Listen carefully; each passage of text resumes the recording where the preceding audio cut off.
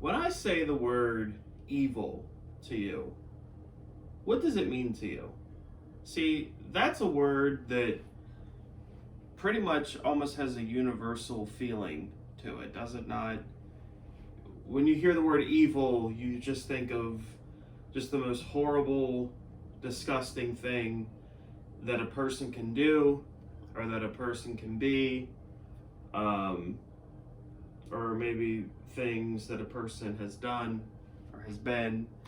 Um, any way you want to slice it, any way you want to look at it, the word evil just sends chills down your spine. Well, I'm here to tell you that evil has a name, and it's the Tennessee Titans. It's the Tennessee Titans. This Sunday, evil is coming to TIAA Bank Field. Okay? And this Sunday, the Jaguars, who have lost 19 games in a row, will try to end that streak against evil. And what better way to do it? What better way to do it than by putting evil to sleep? What better way? I can't think of a better way for them to end that losing streak than against the Tennessee Titans. Because I hate the Tennessee Titans with everything in my body. I hate them, very much so. Let's talk about this game a little bit. So, evil just lost to the New York Jets. The Jets were able to get the job done. Good for them. Last week against evil. And now part of that is because evil was without Julio Jones. Excuse me. Was without Julio Jones and was without A.J. Brown. Now, I don't know if those two guys will be out for this game or not. I'm not sure yet. The injury reports haven't come out yet. I don't know. I'm making this video on Tuesday. Normally the injury report will be out Wednesday, Thursday. But the Titans have nothing but Derrick Henry without those guys. And that's still not that's no short task. Derrick Henry has dominated the Jaguars outside of a couple of times for most of his career. He dominates the whole NFL. But the one thing that I feel like the Jaguars have actually done a solid job of this season is we've been able to stop the run. And if A.J. Brown and Julio Jones are still out this Sunday, then we just have to totally focus on that because Ryan Tannehill can't do it by himself. He's not a franchise quarterback. I've been saying that. They're stupid for paying him all that money. That team lives and dies with Derrick Henry, and that's the bottom line. Even when A.J. Brown and Julio Jones are out there, it just makes it a lot more difficult to defend them with those two out there. So, yeah, we got to shut down Derrick Henry. I know it's kind of an obvious, no-duh statement, but the Jaguars' run defense is actually a lot better than it was last year because we were the worst. We were just putrid, and we've actually improved a lot in this time, and only 4 games in. So I feel like if we are able to just continue that, shut down Derrick Henry, the Jaguars have a chance. Another thing that the Titans have been letting up a lot is a lot of sacks. Ryan Tannehill's been sacked a lot this season. So if Caleb Chason is ever going to prove that he isn't a bust and that he's worth something, maybe this is the game where he gets after it. Maybe this is the game where Josh Allen, Ted Lewan has been getting abused this season. Hopefully Josh Allen continues that trend. I'd love to see some pressure at the middle from Devon Hamilton. I haven't seen a whole lot of that this year. It's kind of been disappointing me. A lot of Jaguar fans are really counting on Devon Hamilton, and I think he's been solid. I've noticed him pop out a lot in the run game, but I want to see him getting that pass rush pressure as well. So it's simple. If those 2 wide receivers aren't playing, continue to do what we've been doing. Just do at least a solid job on Derrick Henry and just harass Ryan Tannehill enough. Because Ryan Tannehill is not that good. He just isn't. Jaguars could have a chance. We could have a chance. On the other side of the ball, DJ Chark is out indefinitely, probably for the whole year. Not Jawan Taylor. AJ Cann, I think, is on the short, the temporary IR.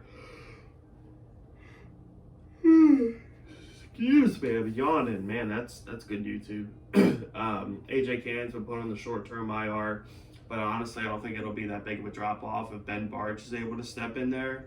I don't think it'll really be that big of a drop-off. AJ Cann wasn't having that good of a year anyway, and even if Ben Barch is just average, even if he's just an okay guy, the production probably isn't going to fall off a whole lot. The Jaguars' offensive line has actually played some solid football this year, I think. I think it's probably one of our best position groups. I wouldn't have said that in the preseason, but I think Trevor's only been sacked like 5 times in 4 games, and pretty much all of them were like late in the fourth quarter when the game, like in the earlier games when we were getting blown out and it was like the game was pretty much done. So like we're in passing situations all the time. Like of course there's going to be better chances for the defense to get sacks. So I am very happy with Cam Robinson and Jawan Taylor this year and the way the offensive line is played.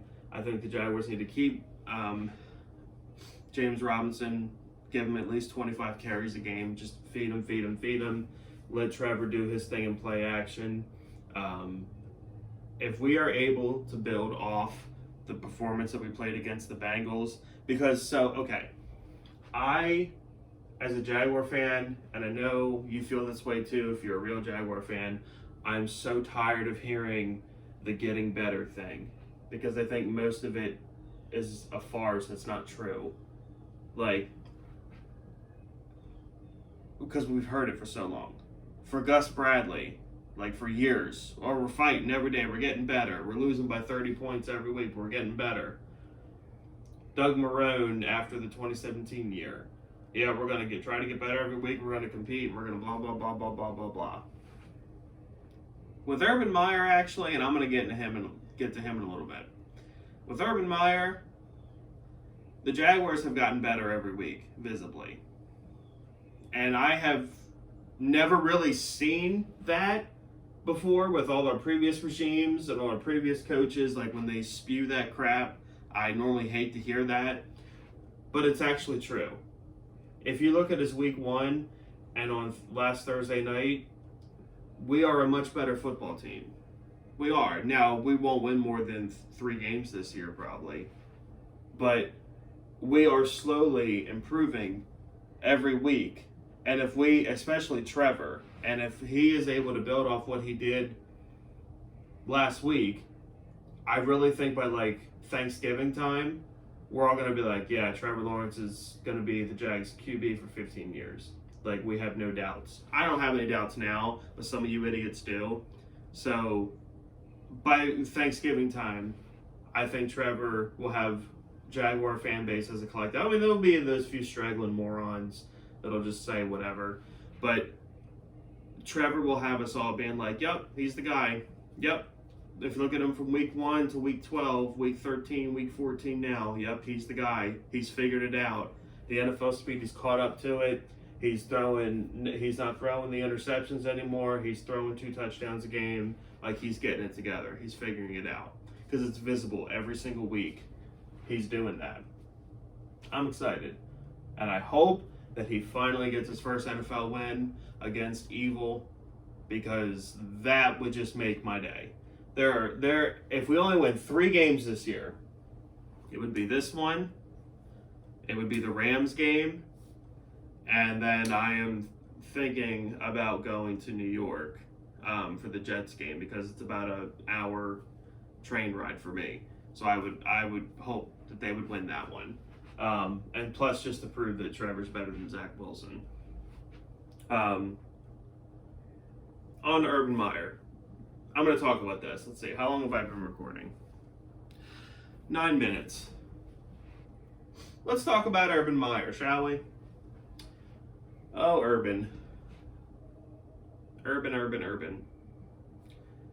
In the grand scheme of things, did Urban Meyer commit a crime? No, he did not. Did Urban Meyer do anything horrific or heinous or just evil? We've been talking about that word a lot. No, I don't think he did.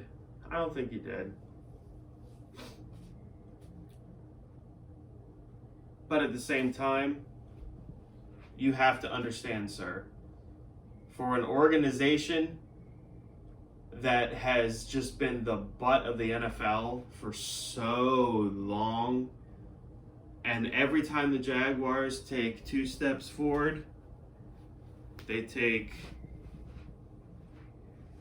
all the steps back. If my couch wasn't here, I would have gone to the wall. They take all the steps back. Okay? Having a coach, finally, who seems to really get things and know how to implement structure and discipline and real football culture. And then to have him make the news, not because, oh, the Jaguars, they went into Cincinnati and they won, and oh, the week before, man, they beat the Cardinals, who are one of the best teams in the NFL.